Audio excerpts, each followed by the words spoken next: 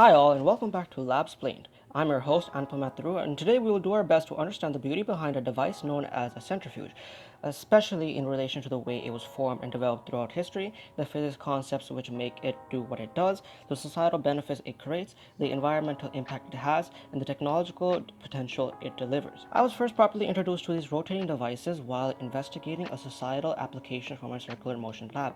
Through this opportunity, I got to know that these are highly advanced tools in the biological and chemical industry that enable separation of specimens or samplings via rotation or centrifugal force to make groups of different densities. In other words, a solution within a test tube or container is spun at relatively high speeds in order to essentially extract the varying densities under the influence of gravitational force or g-force like solids from liquids, with the denser substances moving radially outwards, thereby resulting the less dense substances to be moving radially inwards towards the center. Then, as laboratory centrifugation is complete, the test tubes can be taken out of the device and can be observed to have the dense particles clumped at the bottom, known as pellets, along with the other less dense ones above, including the remaining solution called supernatant. This process can be quickened by a higher centripetal acceleration, as well as allow the separation for very small samplings of like the nanoscale particles to even occur in the first place.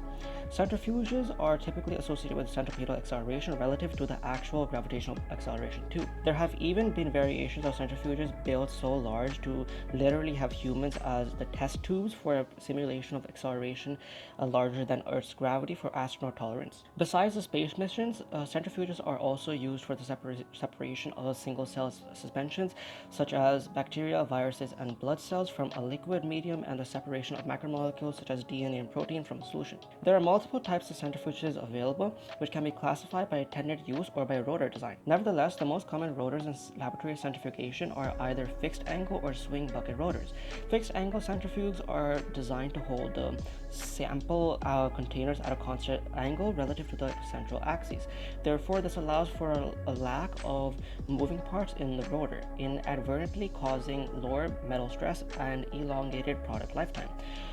Moreover, this design enables a higher maximum g-force to be possible, as well as faster centrifugation time. In the process of centrifugation, the concentrated participate or pellet at the bottom has its position and compactness depending on the angle. Most rotors have a 45-degree angle for the tube, so the pellet is located from the side to the bottom of the tube when spinning. The larger the angle from the tubes, the tighter the pellet. Smaller rotor angles result in more spread out pellet areas. On the other hand, swing bucket centrifuges, in contrast to angle centrifuges, have a hinge where the sample containers are attached to the central rotor. This allows all the samples to swing outwards as the centrifuge is spun. The moving swing bucket parts result in increased metal stress for the rotor and the bucket, as the bucket weight places a load on the two pivots and grooves. Compared with a fixed angle rotor, therefore, a swing bucket rotor is limited to a lower maximum g-force, which leads to longer centrifugation times. Based on the swing bucket principle, the pellet is located in the bottom of the tube, horizontal in position of the tube during the run. So the extraction by the user is facilitated and much easier compared to pellets located at the side of the tube for fixed angle centrifuges, because swing bucket centrifuges have all the pellets horizontally at the bottom. Other than that, this kind of rotor is highly flexible for using different tube formats and high sample capacity. So what's the history behind centrifuge development? So the history behind this revolutionary piece of technology actually has a somewhat funny story. It all started in 1864 when an innovation for a problem was required regarding the separation of cream from milk. A sir named Antonian Pratt looked at this problem and thought to create one of the earliest versions of a centrifuge being hand-driven to accommodate for this problem of butter fat extraction. However, it was not until 1875 when a working tool was actually created by his brother Alexander Pratt. In 1869, a different man by the name of Friedrich Meisner actually used this type of technology on a more academic level inside the laboratory. Meisner made a version of a centrifuge in regards to analyzing cell organelle. This process led to the discovery of what we now know as nucleic acids. The work of Meisner was quickly recognized and developed further by others. In 1979, the first continuous centrifugal separator was developed by Gustave de Laval, which led to its commercialization. In the 1920s and 1930s, the typical centrifuge evolved with the ultra centrifuge, capable of achieving 900 1,000 Gs with smaller rotors, all thanks to Theodor Svedberg, a Swedish colloid chemist. Nevertheless, routine work was still done by Geiger rotors that operated at around 260,000 Gs. It is also worth to mention that Svedberg used his centrifuge to determine the molecular weight and subunit structure of highly complex proteins such as hemoglobin. This information started a revolution in the understanding of the structure of proteins. In 1926, Svedberg received a Nobel Prize for the invention of the ultracentrifuge and for his work in colloid chemistry. Later on, even this ultracentrifuge was adapted with more modern preparative ultracentrifuges, as Svedberg's design was too analytical with sedimentation boundary recordings. This was not suitable for preparative process conversion because the rotor axis was horizontal. Therefore, Emile Henriot, a French physicist, was the one able to achieve very high rotational speeds by means of a bearingless top driven and supported by compressed air. The first high-speed vacuum centrifuge suitable for the study of filterable viruses later was also made by Edward Pickles and Jones Boers, and Pickles also soon created an ultracentrifuge powered by electricity. He even then tried to capitalize on it by co-founding Spinco, which is a specialized instruments corporation, and started to market his designed ultracentrifuge. However, sales of the technology remained low and Spinco nearly went bankrupt in the early years. However, in 1949, things were looking up for the company as Spinco introduced the Model L, the first preparative ultracentrifuge to reach a maximum speed of 40,000 revolutions per minute. Similarly, Myron K. Brack, a plant virologist, saw these developments and thought to introduce density gradient centrifugation for tissue fractionation in the early 1950s. Then came the day in 1954 where Spinco was bought outright by another company called Beckman Instruments, now known as Beckman Coulter. They continued with the innovation of the centrifuge by replacing drive systems with high-speed motors as well as motor blades with a better material. In 1962, Nedler and Heinz Medistechnik, a company based in Hamburg, Germany, and known today as Eppendorf, developed the first microcentrifuge for laboratory use. This microliter system was Model 3200 and introduced for use in routine analytical labs on a microliter scale and offered just one dial to control centrifuge time. The microliter system was the basis for a broad range of tools for the molecular laboratory, which was subsequently developed by a variety of biotech and labware companies. In 1972, the world's first microprocessor-controlled centrifuge was launched at Akima by Hettich. This innovation was considered ahead of its time and arrived many years before this technology became standard. During the 1980s, Beckman launched the first Fluor ultracentrifuge, and then later in the 1990s, Beckman launched the Avanti high-performance centrifuge, which went on to be one of the most popular centrifuge models in history. Also, during this decade, the first centrifuge capable of robotic operation was developed by Hettich. This centrifuge also offered PC control and adjustable rotor positioning. In the year 2000, Eppendorf innovated its line of classic microcentrifuges with a cooled 541-5D centrifuge, which was the smallest and quietest cooled microcentrifuge on the market. Also in 2010, Eppendorf launched the Mini Spin and the Mini Spin Plus, known as personal centrifuges, a new era for the centrifuge market. So what is the physics behind centrifuges, and how does it relate to the material covered in the circular motion unit? So as proclaimed by Sir Isaac Newton in his first law of motion, a freely moving body, such as a ball, tends to travel in a straight line, and if directed along a curved path by some restraining force, such as would result where a handheld string tied to it, or in the case of centrifuges, it will exert a force against the directing or restraining force in its continual effort to fly out onto a straight tangential course. It is a familiar observation that an object revolving in a circle exerts a force away from the center of rotation. This force, which is the outward pull of the ball on its string, is a centrifugal force. Also, there is general appreciation of the fact that the amount of this force can be increased by increasing either the angular velocity of rotation, the mass of the object, or the radius of the circle through which the object moves. The centrifugal force is directly proportional to the radius and to the mass, and it is proportional to the square of the angular velocity. For example, doubling the mass of the rotating object will increase the centrifugal force by a factor of 2, but doubling the number of revolutions per minute will increase the centrifugal force by a factor of 4. Centrifugal force is expressed by the basic relation F equals mv to the power 2 over r, which is equal to 4 pi to the power 2 mn to the power 2 r, where F is the centrifugal force, m is the mass, r is the radius, v is the speed, and n is the number of revolutions per second. The centrifugal force is often compared directly with the weight or pull of gravity of the object, and the amount of force is stated as so many times gravity or simply g. So centrifugation procedures usually work with the amount of acceleration to be applied on the sample in multiples of g-force and specify the relative centrifugal force, or RCF, whereas defining a rotational speed, such as revolutions per minute, as that is rather inaccurate.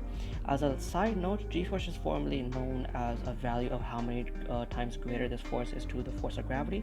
So in other words, a g-force of 1 g equals to the conventional value of gravitational acceleration on Earth, which is about 9.8 meters per second squared. Regardless, the distinction between revolutions per minute and relative centrifugal force is important, as two rotors with different diameters running at the same rotational speed, or revolutions per minute, will result in different accelerations, or relative centrifugal force. During circular motion of the rotor in centrifuges, acceleration is the product of the radius and the square of the angular velocity, and the acceleration relative to g is traditionally named relative centrifugal force. In other words, relative centrifugal force is the force acting on samples during centrifugation. It is expressed as multiples of the Earth's gravitational field. Moreover, the distance from the center of rotation to the position in the centrifuge tube of the material being spun is the radius of rotation measured in centimeters. To make life easier and to better reproduce the data, some centrifuges have buttons directly on the operating panel for automatic conversion between RPM and RCF. With this knowledge in mind, the equations can be derived for the appropriate concepts. Looking at figure 1, it shows that the direction of centripetal acceleration with the directions of the velocity of an object at two different points and change in velocity directed roughly toward the center of the curvature. Figure 1 displays a body traveling at constant speed, or the same magnitude of velocity in a circular motion as in centrifuges. Two prominent lines are seen for the instantaneous velocities within the track, and it can be interpreted that the centripetal acceleration is towards this rotational center, also the path of change in velocity. This path is indicated with the vector diagram of the top right of figure 1. Now, in order to determine the magnitude of the centripetal acceleration, the triangular diagram of vectors must be looked at to be alike to the triangle diagram of radii r and delta s, or arc length. They both seem to be isosceles triangles, so that would mean that the two prominent lines of instantaneous velocity is just equal to the speed in general. Therefore, using the characteristics of two similar triangles, we can say that the velocities are the same, so delta v over v equals delta s over r. So it has been well established that acceleration is delta v over delta t, so we must first then solve the above expression for delta v. So delta v is equal to v times delta s over r.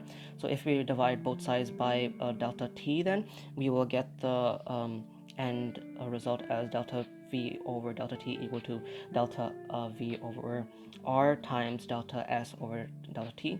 Finally, substitute in centripetal acceleration and v for delta s over delta t, the linear or tangential speed, and it gives the magnitude of the centripetal acceleration as v squared over r squared. So this means that the centripetal acceleration of a twirling object is directly proportional to the magnitude or size of the velocity or speed, more specifically being the square of the velocity or speed. Moreover, the centripetal acceleration is inversely proportional to the radius of the circular motion or path. Therefore, if the velocity is enlarged, then the centripetal acceleration of the body is also greater due to them being directly proportional. Similarly, if the length for the radius of the circular motion is increased, then the centripetal acceleration of the body will decrease due to them being inversely proportional. So since centrifuges are often rated in terms of their centripetal acceleration relative to the acceleration due to gravity, and equivalently, if omega is the angular velocity, then v equals r times omega. So in that case, we could substitute v in v to the power 2 over r as r times omega to the power 2 over r, which then can be simplified to just simply r times omega squared. So since the RCF is in multiples of acceleration of gravity, or g-force, you would now divide the top equation by g, which gives you r times omega squared over g. So where g is the Earth's gravitational acceleration, r is the rotational radius, and omega is the angular velocity in radians per unit time. So in more advanced terms, this relation can be written as our RCF equals 10 to the power of negative 3 r times 2 pi n divided by 60 to the power of 2 over g, where r is the rotational radius measured in millimeters and n is the rotational speed measured in revolutions per minute. And basically the omega was replaced by 2 pi over 60. And then basically going through the simplification, you could finally get your answer for quickly finding the RCF from the RPM as equal to 1.18 times 10 to the power negative 6 r times n of the RPM squared. So now moving on to how you connect your application with your society and societal needs. Society very much benefits from this application or centrifuges because they can be many uses for it. First and foremost, they obviously are used in the lab for purposes related to chemistry, biology, biochemistry, and clinical medicine. All these fields require centrifuges one way or another, as they often involve a fluid in which the composition is not uniform and actually has solid particles of another substance, also known as suspension liquid. For example, a suspension liquid commonly involved in a society for centrifugation is blood. Blood is known to have components of red blood cells, white blood cells, and platelets, all which can be separated from the plasma yellowish liquid, which is 92% water, 7% dissolved proteins, and 1% organic or inorganic substances. The result is that the particles with different densities precipitate in layers. So the plasma and the red blood cells are then extracted into different bags with a separator device, while the platelets and white blood cells remain in the original bag after the centrifugation in the centrifuge. In regards to blood, so these components are necessary for many people in a society when a blood transfusion is needed due to a lack thereof a certain component. So basically centrifuges allow the collection of these certain components. Moreover, this component can be drawn from blood donations known as whole blood. So in actuality, the blood donors do not actually donate their literal blood, they are donating the different parts of blood. This allows blood recipients to only get the specific part of blood they require for proper function. Thereby, one donation can be useful to many different patients. A loss of blood may lead to red blood cell transfusion, as those are the cells responsible for carrying oxygen to the blood cell through the protein hemoglobin, which has receptors for the oxygen to bond with. In the case to prevent bleeding due to surgery or causing hemorrhaging where blood vessels burst, platelet and plasma transfusions are done to help blood clotting. Therefore, as briefly suggested, the blood component or plasma is good for keeping fluid balance. Plasma also has fibrinogen proteins to help blood clotting and globulin proteins to help immunity with antibodies. Red blood cells transport oxygen after chemically binding to hemoglobin until released into body cells and CO2 binding. White blood cells are then also the body's response to infection, and platelets similarly clot blood and prevent too much loss, eventually forming protein fibrin for clot and fibrous mesh over the injury. However, before these transfusions, the donated blood is heavily also tested for compatibility based on the outer layer of protein and also checked for disease like syphilis. Typically, 4 to 6 bags of whole blood from different donors must be pooled together to make 1 unit of platelets for transfusion. Moreover, the plasma and red blood cells are collected into different bags under optical supervision using a device called the separator. The platelets and white blood cells remain in the original bag. Other medical usage is through specialized cytocentrifuges to concentrate cells for microscopic examination. In terms of non-medical centrifuge uses, there are centrifuges for isotope separation in nuclear power and nuclear weapon programs in order to enrich nuclear fuel for isotopes that can go through nuclear fusion. As mentioned, there are large, huge human centrifuges designed for pilots and astronauts. They would simulate future long-duration space missions, which would prevent or reduce the bone decalcification and muscle atrophy due to different gravity exposure or acceleration environments. And who says centrifuge application has to be no fun? They have also been applied in the attraction mission space located at Epcot in Walt Disney World, which propels riders using a combination of a centrifuge and a motor simulator to simulate the feeling of going into space. So how can you connect your application with the environment? So large capacity centrifuges are critical instruments in both blood banking and bioprocessing applications. However, they're often used in production environments on a 24-hour per day basis, 7 days per week schedule. So These centrifuges can significantly contribute to the overall energy consumption of the lab. To manage energy and environmental impact, several sustainable features are now available for today's centrifuges, including energy efficient rotor design, increased capacity compared with legacy systems, efficient cooling system, and environmentally friendly packaging of centrifuge and accessories. For energy efficient rotor design, there now is thermal scientific EcoSpin wind shielded rotors, which achieve energy saving up to 64% compared to non-wind shielded rotors. There's also no CFC refrigerant used, and scheduled cooling programs allow for the compressor to be used only when necessary. So how do centrifuges connect to technology? Centrifuges have already been mentioned heavily to tie in with technology and advances, but just to reiterate, they have advanced from material usage for the rotors to aluminum and steel. Aluminum is only about a quarter as strong as steel, but that lesser strength is compensated by a density that is a third lower. So the much weaker but lighter aluminum is able to spin almost as fast as the stronger but heavier steel. This takes into consideration of rotational speed being a key determining factor of a centrifuge's performance. Its performance can be affected by the material the rotor is made of and the density.